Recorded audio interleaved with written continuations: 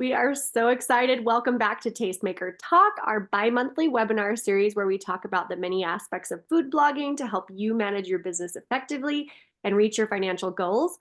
I'm Chandice Probst, and we have our amazing guests on today, Erin Collins of Meaningful Eats, and also our friend Morgan from Firewire Publishing. So I'm going to let both of you guys introduce yourself. So Erin, you go first. Okay, yeah, I'm Erin Collins and I blog about gluten-free food over on the website Meaningful Eats. And I have been part of Tastemaker since they started back in 2017 because Abby and Chandice are two of my very good friends. So love Tastemaker Conference and everything that Tastemaker puts out there. And I'm excited to be here today.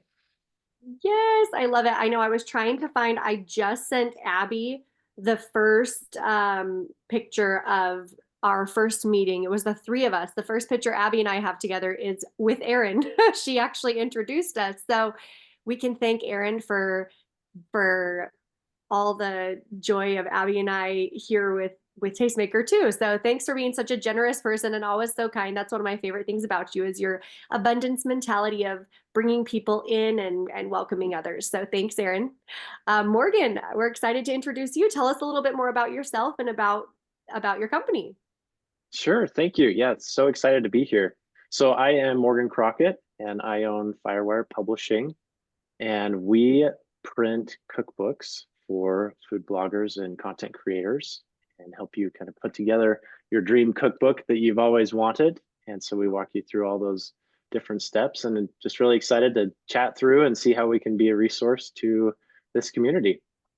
Perfect. Well, I personally know how incredible your cookbooks are because Erin's cookbook was done through your company and it is absolutely stunning. I just told Erin, I'm like, I have 2 or 3 copies because I love to gift my favorite things to the people that I love. So like my mom, I make sure that she gets, my favorite cookbooks. And when she just shared her holiday one where it comes in like the linen flannel with the cute bow, I'm like, I kind of want to order another one just so I can get it in the mail. Holiday one.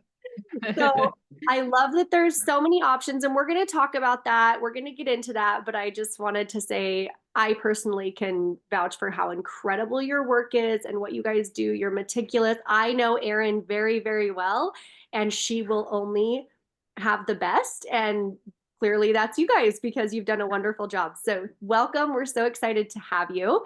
So the first segment, the first segment we always do on Tastemaker Talk is new food news.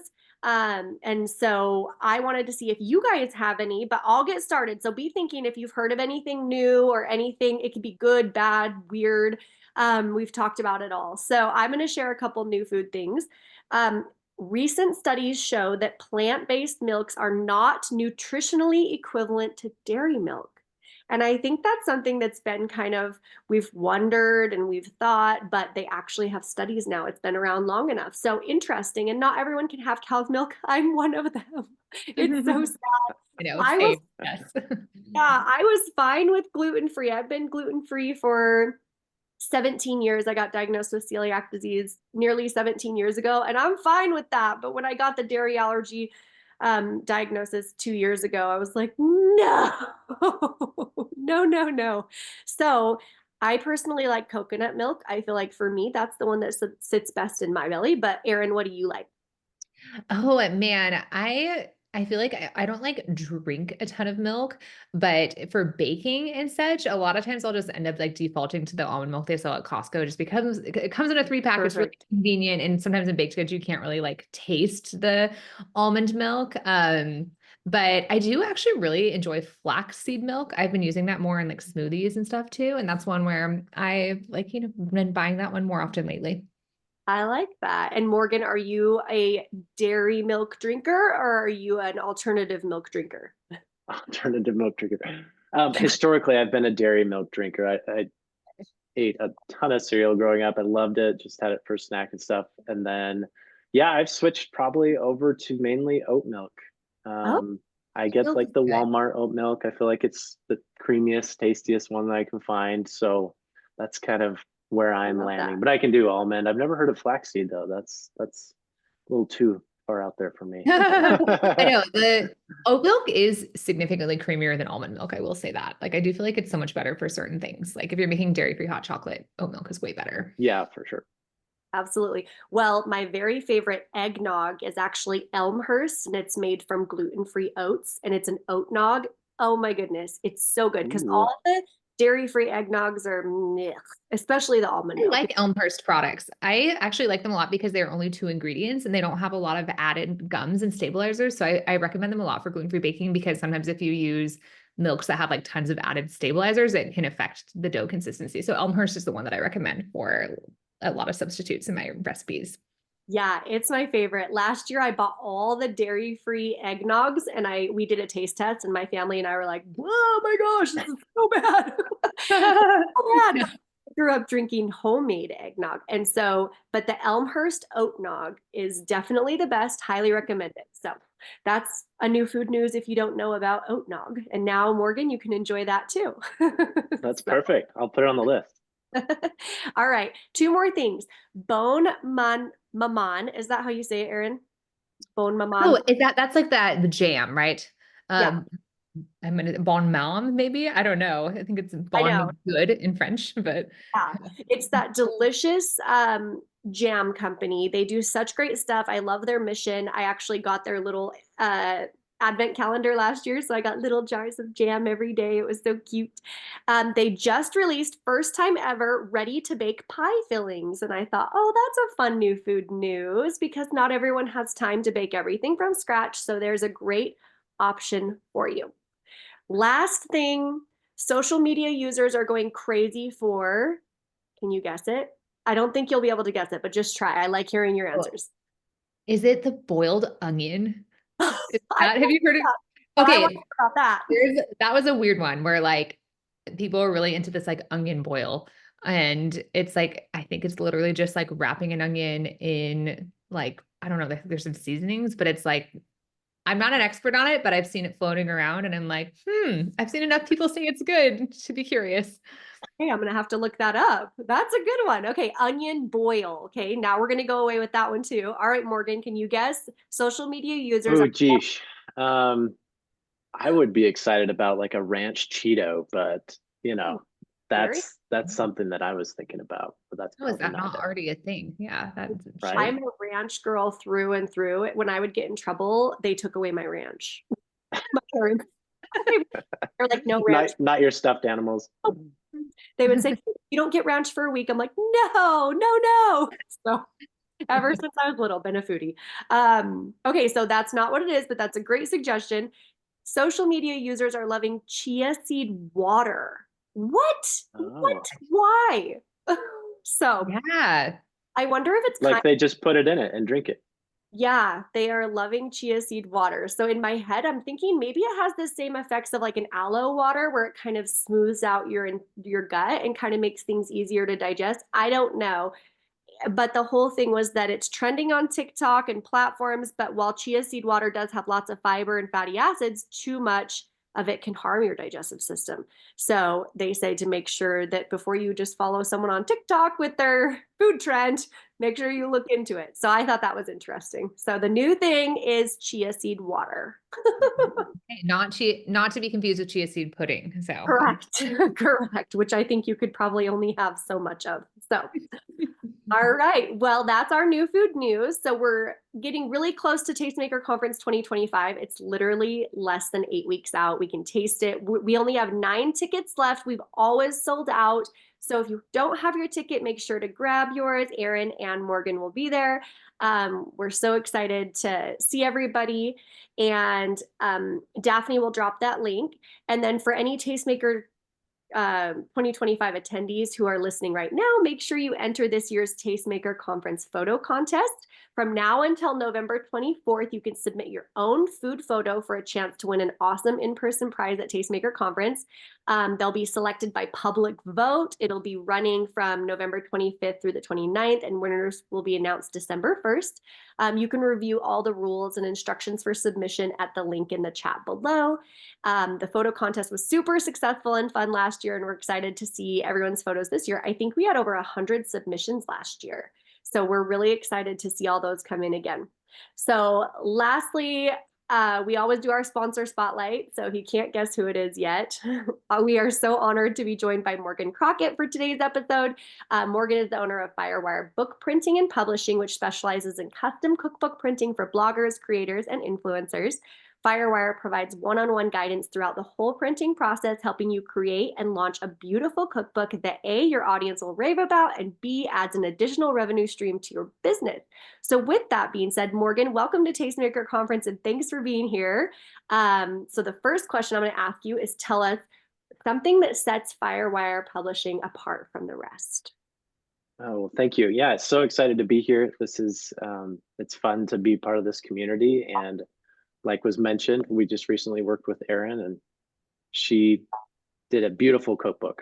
And we're I'm just so so pleased happy with about how that. mine turned out. Yes, it is. It was, it took my breath away when I opened up the package to see it for the first time. It turned out so good. That's what we love to hear. So thank you.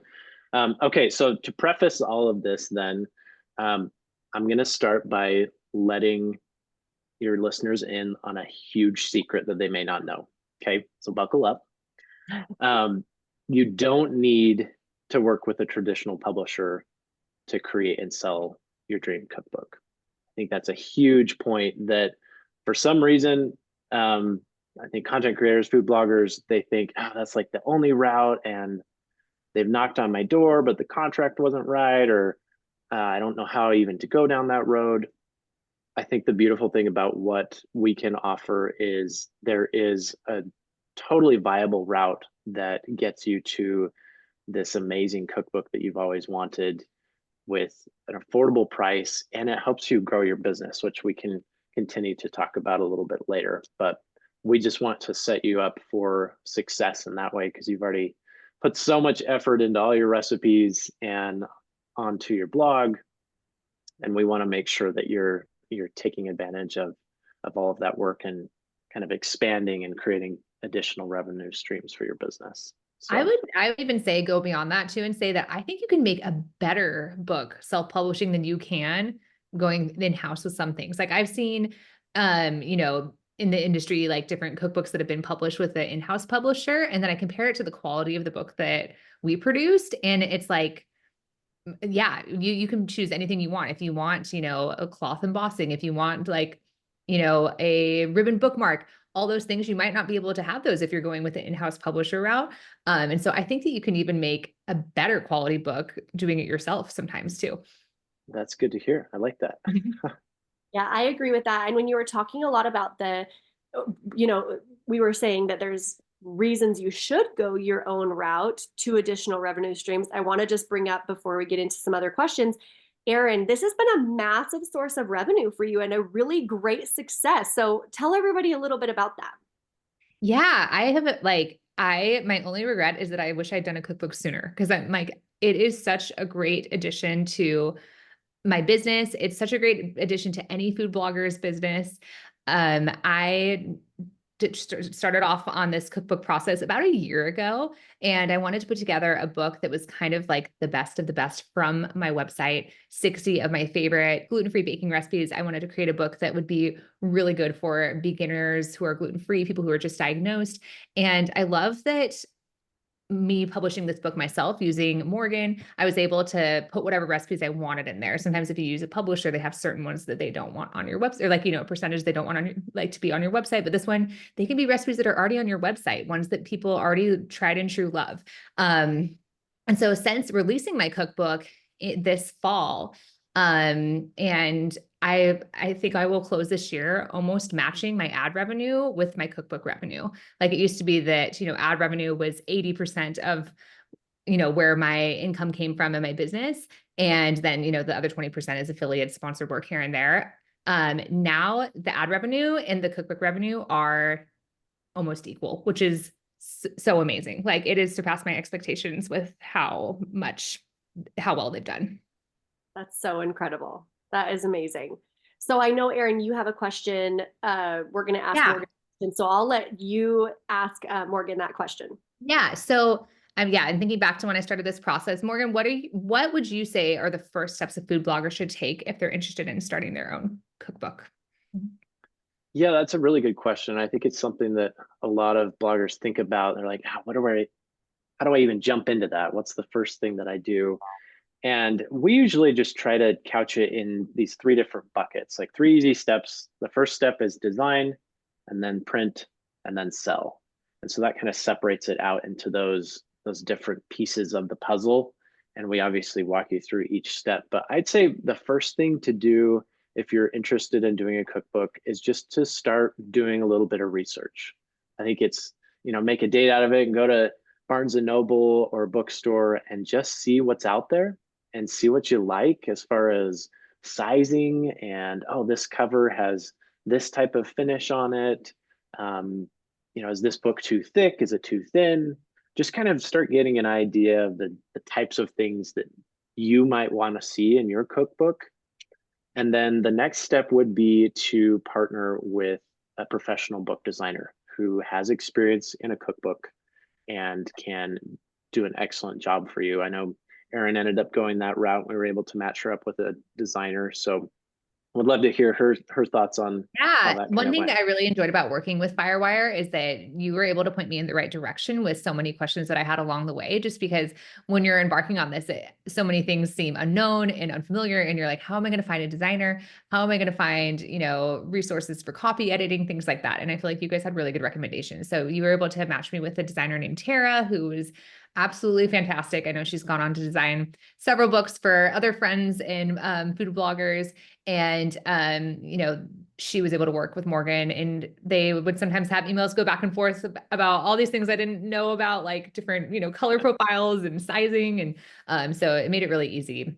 I would say like for, if you're wanting to, the first steps that you should take in creating a cookbook, on if you're the food blogger, is to maybe think like long term too. Like, do you want to have a series of a cookbook? Do you want to have like a volume 1 or a volume 2? Do you want to like, yeah, maybe think even long term too? Because once you do one cookbook, I think that if you're like me, you're going to get the itch and you're going to want to do more. So That Well, makes that's, sense. oh, sorry. Go ahead, Morgan. Oh, I was just going to add that another concern that maybe someone might have starting out is that they think they have to come up with all new recipes. And I think that's probably not the case. I think you can, like Erin did, you can look at what you already have on your website and on your blog and just see, okay, if I did 40 of the recipes on my website right now, and then maybe, a few additional ones that I work on over the next couple months, just to like start somewhere. And oftentimes that's a great fit for your community anyway, because they're already in love with the recipes that they like. And so including those in a cookbook, I don't think is a negative thing at all. Yeah. Oh, absolutely. Well, Erin and I have talked extensively about this. I mean, we Marco Polo every day, and for the past probably the past 6 months, I would say 75% of our conversations have at least discussed the cookbook in at least 1 minute of the conversation, if not much of the conversation. And it's because she's excited about her cookbook. I'm excited for her because I care about her so much. Then she's also telling me, "Hey, you got to get going on this. You need to do this." And so I'm like, "Okay, answer this question," and she's just so great to help me with that. And so that was one of the things we talked about. Obviously, our audience size is different. So I think a lot of people who are going to listen to this are probably going to be wondering the same thing, Morgan. If it is your first cookbook, do you have a threshold that you recommend of like always order this number of copies? Or what are some of your thoughts on that? Because I think that's one of the big questions for bloggers is, how many copies should I order? Or what are, kind of those thresholds? For sure. No, that's a great question. And I think it's something that you it's easy to have a concern about because obviously you all know kind of generally speaking how many followers each has, and you may just be starting out. And I think that's totally fine. I think all businesses start somewhere. And so if you feel like, oh, I can't get thousands of copies and I'm going to have all this inventory and I just won't sell through it, I think it's pretty easy to say start modest. Just start with like maybe 1,000 quantity, and you can still test things out. And for instance, we always encourage the people that we work with to run what's called a break-even point analysis, and just see like, okay, how many copies do I actually need to sell before I break even? And like at 1,000 quantity, it's probably around maybe 280 copies, and that's break even. And everything after that is profit. So it's just, I think it's really easy to think like, oh, this isn't for me. I don't have a massive following yet. There's always entry points at each step, and it's totally doable at the small end too. You can just build into it like anything else. I love that. I really like that you gave numbers. Bloggers love when you're transparent, because if the break even for 1,000 copies is 290, even a micro influencer can sell 290 copies, you know? For And so sure. I think that's a really great entry point, is 1,000 copies, so that they're seeing the ROI and that revenue stream by having enough to sell more. I know when Erin and I were talking about her numbers, and I was like, go for it. Go for the big number. You're gonna Yeah. Yeah. And I think cookbooks, like the great thing about a cookbook is that it is shelf stable. It stands the test of time. If you create a really high quality product, you can sell that 2 years from now and it will still be a great, high quality, relevant thing. Recipes are evergreen. They don't, go out. It's not like ordering, a minimum quantity of a pancake mix if you're producing a food product or something. Like you can be confident that you can store that. And if it takes you 18 months to sell that 1,000 copies, that's fine. The cookbook is still just as great 2 years from now as it was, when you ordered it. I love that. That's a really great point. Thanks, Erin. So, with all of this, what makes printing a physical cookbook worthwhile for bloggers, especially when so much is digital these days? I would like to kind of ask both of your thoughts on that. We'll start with you, Morgan. Sure. Yeah, this is a super relevant question just nowadays. I think there was a little bit of a scare, I think, as far as I heard, with Google ad revenue and cookies and all of that. And so that kind of hits home when you have a source of revenue that gets a little disrupted, and you're like, oh, shoot, is this viable in the long term? And it sounds like that may have been backpedaled, which is great. But I think kind of shifting the thought process from a single source of revenue and moving from just all digital and moving into the physical space, that's a massive shift as far as the ability to come up with different products and moving into like a cookbook specifically. One of the benefits to that is people get to take a piece of your website and bring it into their home, right? They love all of these recipes that you already have produced. And if they have a cookbook with all of those recipes, I think that's such a connection point for you, a one-on-one with each of the members of your community. And that you can't just find that anywhere in the digital realm. So that's a huge pro to shifting into kind of a what can I add as far as a physical product. And for many food bloggers, the first step is a cookbook. I love that. Well, and I think that just like you said, bringing it into your home is something special. When people follow you, they care about you, they like your recipes, and they can't necessarily gift those online digitally. It's very difficult to do that. So to be able to have the cookbook, I won't cry. I'm a crier, but I won't cry.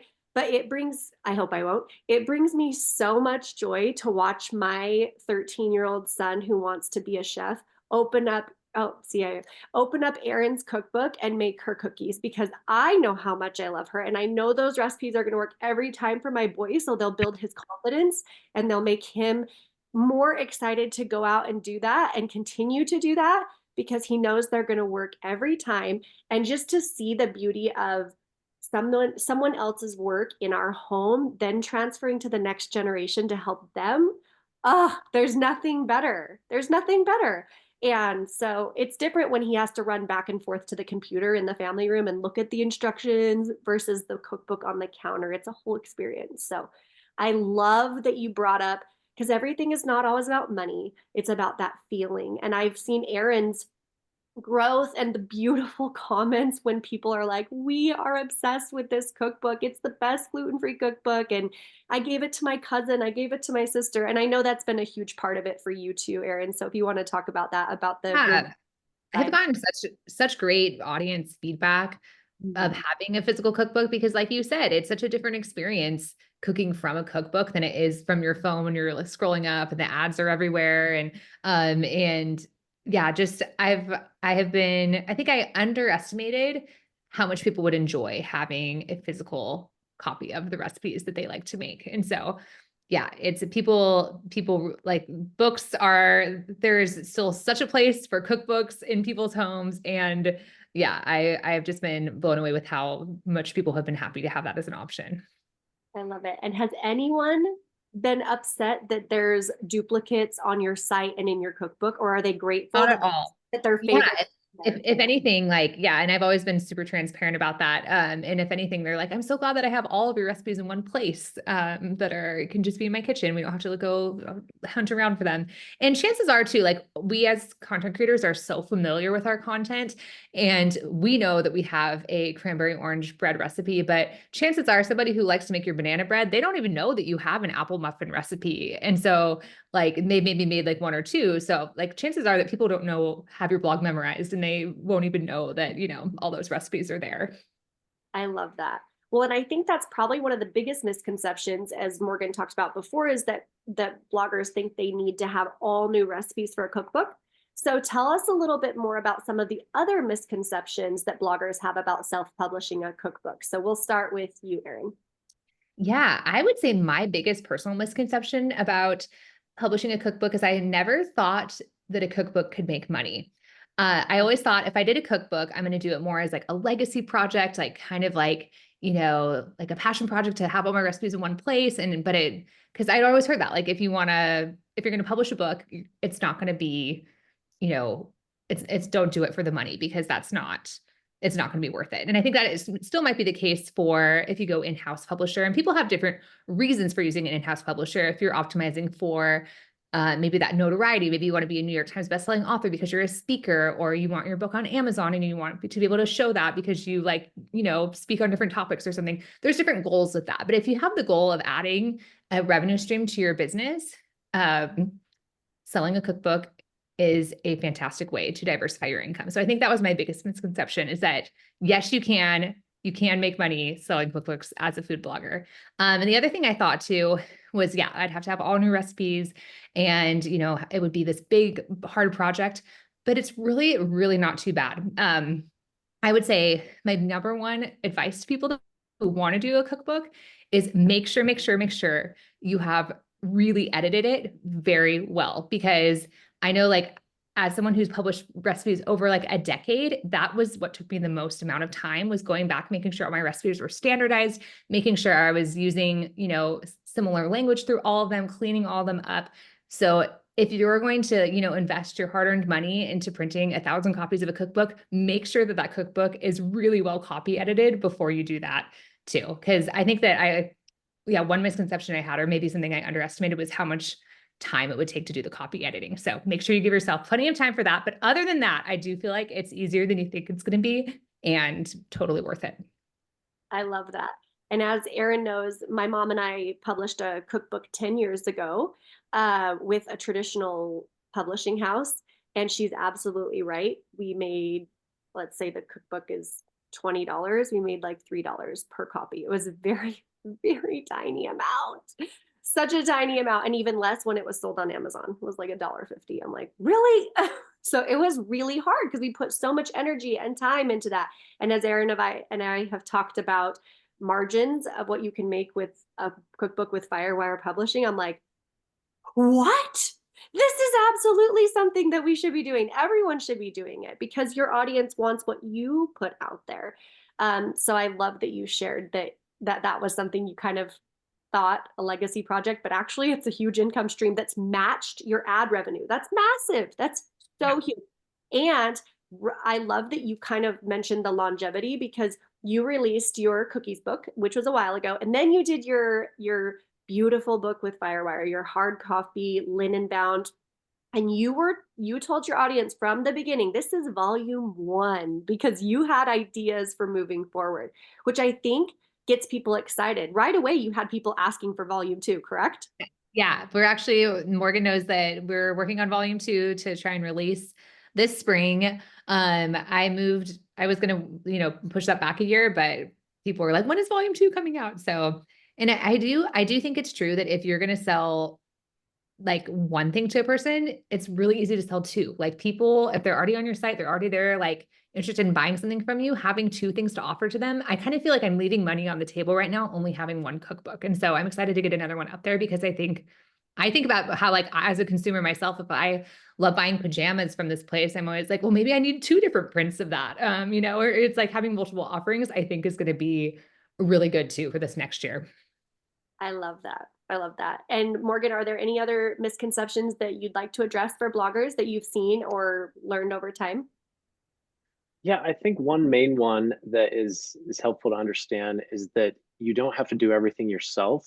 I think when we use the term self-publishing, of course that means you're in charge, and more of the risk is on you. But as far as having people to help you, like, that's why we exist. That's why we set you up with a talented designer that can walk you through, like, oh, did you think about having a copyright page, or do you want to have an introduction here, and just help you with some of those things that are pretty easy to not know about because you're not used to the printing space and the book space. So I think it's just helpful to understand that, like, we're on your side. We're going to help you at each step and not miss anything that excuse me, you'd regret. Mhm. So I love that. And along with that, I wanted to ask you some of the critical elements that make a cookbook high quality, both in terms of content and physical design, because I think there's so much after talking to Erin that you're like, huh, I didn't even think about that. So I Oh would yeah. love to hear this from you. Sure. Yeah, no, it's a great question. And this is kind of where I start to geek out because I'm a book designer by trade. And so these are all the little elements that I'm like, oh, let's make sure we have like some foil stamping and debossing and the end sheets when you open up the book. Let's make sure to have like a pattern there that has some branding elements that connect to your brand. And what are you planning to do for custom packaging? So there's just a million different options. Having a ribbon, having that cloth spine. There, I think the beauty of book printing in general is it's kind of you have all these ingredients and you're choosing which ingredients fit the recipe that you're working on, which is your cookbook. And I think that's something that we try to help you understand when you work with us is these are all the options. Which things do you want to choose to make your cookbook meaningful and special for you and your audience so that they are just so thrilled to get it in their home? One thing that Morgan suggested to me that I wouldn't have thought of if I wasn't working with you guys was to do that custom packaging for my cookbook. And so we designed a really beautiful box, the same designer who helped me design the book. It's a Can I do beautiful some show and box. tell? Yeah, absolutely. I You should have show it it to here. the You can keep talking, but I'll show Yes, people. and it's yeah, so it's like it's branded to match the cover, and then you open it up, and my designer, it had the logo on the side, and you open it up, and she had this idea to have this like chocolate brown flood of color to let that cream book kind of really pop in the inside. And I have to say, like I use the store Equid to sell my books, and so it automatically, like 2 weeks after they receive it, asks for their feedback on the book. And so I keep a spreadsheet of like all the feedback from the book. And so many people have mentioned what like it came in the mail and the box is beautiful. And I like just like being so happy about the box. And I think it contributes having those custom boxes too did not add very much cost to the book, which I was so surprised about. Like you see a box like that and I would think, oh, well, that's got to be like $3 a box, but it was very reasonably priced to add that on. They arrived in the box, which makes shipping so easy. All you do is put a label onto the back of it. And it's just a great experience for people receiving your book. I think it kind of contributes, like I like my brand to be thought of as like well tested, high quality. And so the packaging matching that like really fits with that too. That's so good to hear. I think one of the reasons that it makes sense for all to add some of these things in is we print with our vetted list of overseas printers. And so they can handle things like custom packaging, and they'll do kitting for you if you want to add a bookmark or insert card like Erin did. They are able to handle all of that. And like she said, it comes sealed if you want it to. And if you're self-fulfilling, all you have to do is put that label on and put it in the mail, and it's going to go through the mail really well. It's not moving around. So tons of different opportunities there as far as packaging and higher quality. It's just one of those benefits that we've seen over the years of being able to offer that. I love it. I love it. I was going to ask Erin to grab her book, so I'm so glad you had it right there. That worked out pretty well. Well, that's a really nice touch to let everyone know that it can just be shipped directly in the box so that they don't have to worry about that other aspect. So along with that, talk us through the timeline of producing a cookbook from concept to final print, Morgan. We'd love to hear a little bit more about that. Sure. Yeah, there's different pieces. I'd say the design portion is kind of a wild card. Again, like Erin said, you want to make sure all of your recipes are dialed in and double checked and edited. And then you'll work with a designer to kind of put a template together of, hey, this is what a recipe would look like. We'd have the picture on the left, recipe on the right. These are the fonts. And so that whole process, I think, takes a while. I can't remember how long it took for you, Erin, but Yeah, it took me I'd say probably about 3 months to yeah, get all that together. and there's lots going on there. You're assembling recipes and the designer saying, hey, can you give me this content? Let's drop this in, double checking everything. So of course you're like designing a cover and going through iterations on that. So that's not a time of the process to rush. I think you just make sure that you've got enough time to do that. And whichever designer you work with would be able to say, hey, it's going to take X amount of months or whatever to get this ready to go. So that's the design side. Once all the design files are locked and ready to submit, we'll double check everything. And you might feel nervous about moving forward. We'll make sure that you are able to see proof copies. We can do a variety of different versions of that as far as either flat sheets, or we could do a full bound book if you absolutely have to see it in its form before it's printed. But yeah, as far as the full timeline, I'd say anywhere from 13 to 14 weeks from when files are submitted to when they're produced and shipped through ocean freight, cleared through customs, and then we ship them direct to your door or to a fulfillment center, whichever you decide to go with. So that's probably a general rule. That's what we're seeing right now as far as the timeline. I love that. So I think next to timeline, people are going to wonder a little bit about budget. Those are probably some big questions: is timeline and budget. So I wanted to know a little bit more about what bloggers should be thinking about for budgeting and financial planning for their cookbook project. I want to ask you, Morgan, but I also want to ask, so I'll ask you first, and then I'd like Erin to chime in a little bit with how that translated for her as a blogger. Sure. Yeah, good question. It's like a really good business question, right? We're all in businesses, and I think thinking about, okay, how much money do I need to have set aside to do my initial print run? That's probably the hardest part, is doing your first book, because you don't have revenue from your book sales to pay for that yet. So you kind of have to set aside, and we'll obviously provide an estimate that you can see, okay, I'm looking at this many quantity, it's going to be this much. So I need to set that much aside for the payment of the print run. The cool thing that we've started to see your community do is they plan far enough ahead on the pre-sales that they're generating income while the books are still being either produced or shipped. And so you're able to quickly pay for your print run depending on how many pre-orders you're getting. And so you're not holding that cost of the print run very long, which I think is brilliant. I think it's so smart to start in early with pre-orders so that you can offset that cost more quickly. Yeah, Erin, tell us a little bit about your pre-order, because that was a massive success. Yeah, so I submitted my files. I knew I wanted to release my cookbook in the fall. I feel like that's a great time to release a book. People are thinking about baking again. They're wanting to give stuff for gifts. And so I submitted my files. I was shooting for April, but I think it ended up being May. And the books got here in September. So I opened submitted the files, and,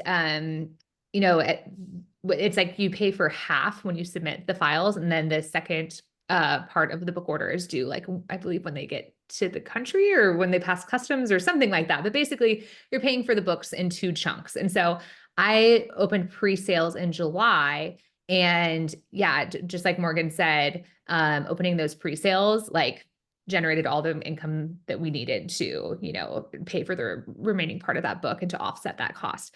Cause I think that Morgan mentioned this earlier. I knew my number. I was like, if I can sell, I think it was like 17 or 1800 books, that's my break-even point. I ended up ordering 10,000 books, which is quite a lot. But I knew that was my break-even point. And one thing I did too for pre-sales is I purposely, let's see, did we lose Morgan? Let's Been see. lost. That's okay. We'll keep going. Yeah. And one thing I purposely did was I kept some recipes new. Like, I think I had like 12 recipes new to the book. Oh, hey, Morgan. And I offered 2 of those gluten-free bread recipes that I knew people would really, really want as an incentive for pre-ordering. And I made like reels that I knew would kind of like go viral and have that aspect of like, people really want this artisan bread recipe, and then this gluten-free sandwich bread recipe. And those are the 2 recipes that I offered in a PDF to people to get those recipes right away when they ordered. And I felt like that was really successful to give them something in exchange for that. So maybe my advice there would be, think about what your audience like really loves, like really gets excited about, create 2 or 3 exclusive recipes that will only be in your cookbook with that, and then offer that as a PDF when they pre-order it, to have that motivation to pre-order. I love that. And it doesn't cost you as anything else to send them or to mail or anything like that. A lot of times we think of like a spatula or something like that, but I actually think the value of 2 extra recipes is way higher. Because when people see like that reel for that bread recipe, they're like, I want to make that right now. I don't want to wait till September to make that. And so it was pretty effective to do that. I think that's so great. I love it. Thank you. So Morgan, what are some options for fulfilling online? And also, Erin, I know you said you use Ecwid. I know people are going to say, can you just handle it entirely? And then there's kind of 2 routes, right, Morgan? Yeah, there's 2 main routes that we see for fulfillment, and you kind of just have to see which one's the best fit for your business and for your lifestyle. The first route is to self-fulfill. And that means that we would ship you inventory to either your garage or to a storage unit. And, on larger runs, that's a lot of pallets, but you can find a place to put those. And then you need something like a label printer and a shipping software that syncs to your online store. And then you need some, a husband or a kid or someone to slap the label on and take it to the post office when those orders come through. I think that's a pretty good fit for most people, depending on if that's something that you're willing to take on, or you have someone that can jump in for 10 minutes each day and just print out labels and send those out. If that sounds too overwhelming, there is the fulfillment center route, which you could either find locally at the city you live in, or we're based out of Salt Lake City, and we have a few that we can recommend here if you just want someone to kind of take care of the inventory, and you give them your online store, and they sync up with that, and they ship and pick and pack and send everything out themselves. So those are kind of your 2 options. We did show the custom packaging, which I think leans more towards the self-fulfillment being a much easier option, because it's already sealed and packed and ready to go in the mail, and all you have to do is put that label on. Otherwise, you're like buying a box and then wrapping it in bubble wrap and taping it, and that just gets kind of overwhelming. So that seems to be a really good fit. I can't imagine how long that would take to have to bubble wrap. Yeah. Every book. Yeah. And I know, Erin, you have a really great direction. Like, you put your kids on your payroll, right? And they help with packaging the cookbooks, or they're somehow we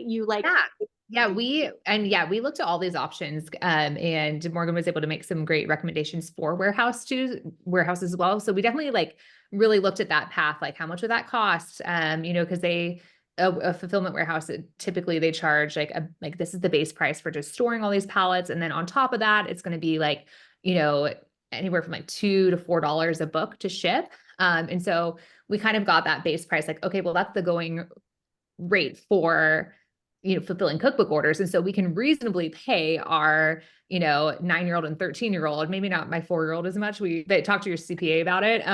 Our 4-year-old does help with it too. And my 7-year-old, but like they help a lot with it. And that was something that we wanted to do too. Like, I feel like I work on the computer, my husband works on the computer, but having a cookbook for the kids is something like really tangible that they can see, where they're like, mom sells cookbooks. And so it's kind of like a fun family thing too, where it's like, hey, you guys need to go like help pack up these books. Here's the stack of labels. And so we did it, 1, for cost savings, 2, because I have a partner who was my husband was very, gung-ho about doing it himself too. I think if it was up to me more, I probably would have gone the warehouse route, because I feel pretty maxed out with my time a lot. But yeah, I think it's a different situation for everybody. And I think that both are really great options.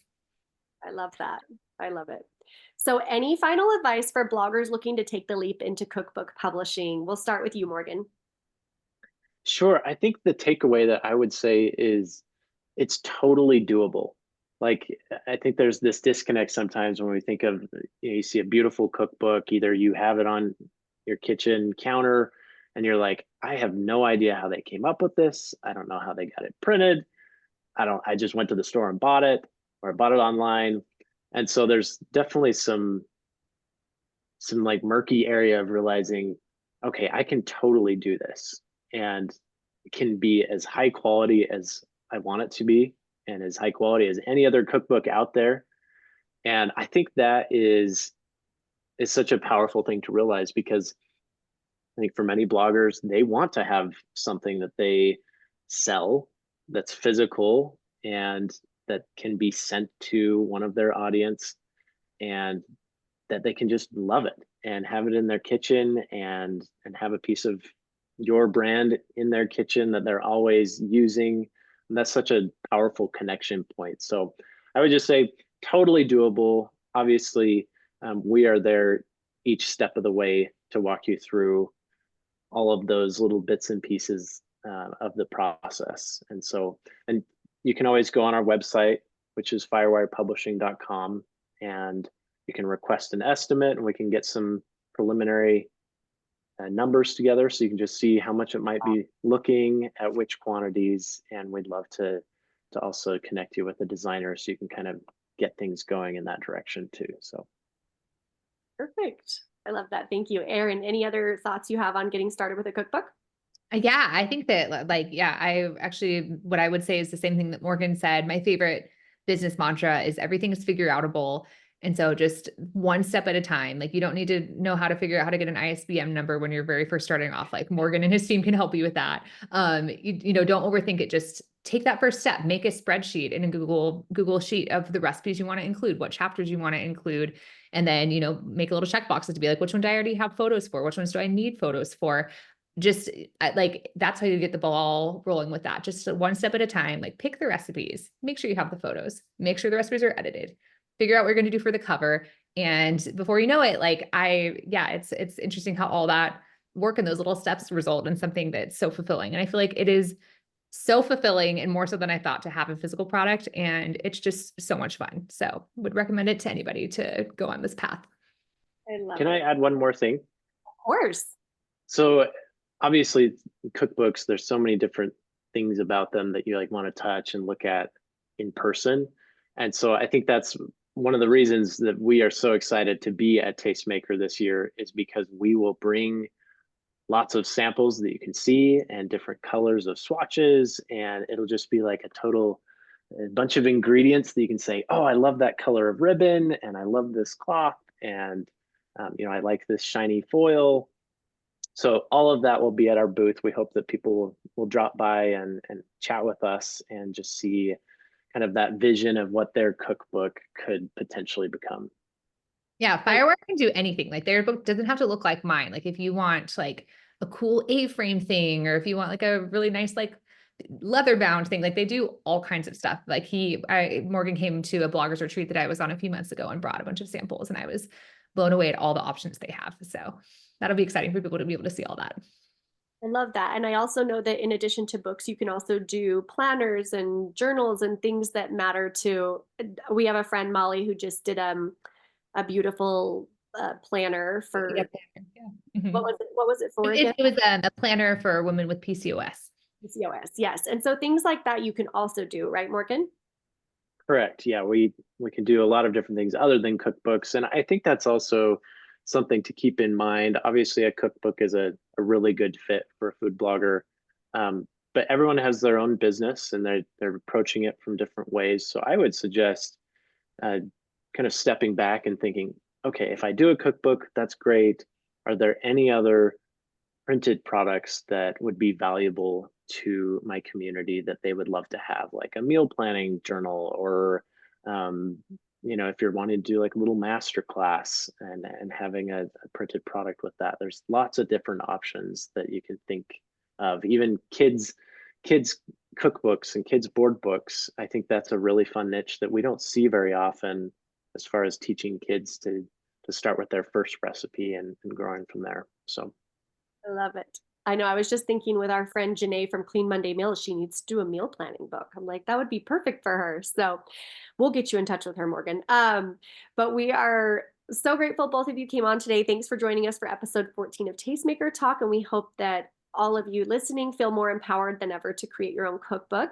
Morgan, if people want to get in touch with you, I know they can find you at Tastemaker Conference in January, and we highly recommend you book 15-minute one-on-ones with Morgan so you have time to actually go through the swatches and look at everything. Of course, you can see him at his booth as well, but how else can they get in touch with you? yeah, I think that's a good fit. We'd love to see you in person. Otherwise, you can always go to our website, firewirepublishing.com, and then you can find us on Instagram at Firewire Publishing. So there's a couple different ways you can reach out. Perfect. Thank you. Don't forget to buy your ticket to Tastemaker Conference if you haven't already, where we will have an incredible lineup of speakers and presenters ready to help you learn more about branding, SEO, marketing, content creation, and so much more. We'll drop that link one more time before we go, and they'll be in the show notes for anyone listening to the replays.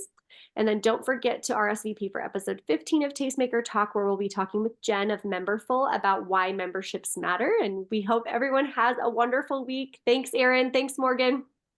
Thank you. Thank you.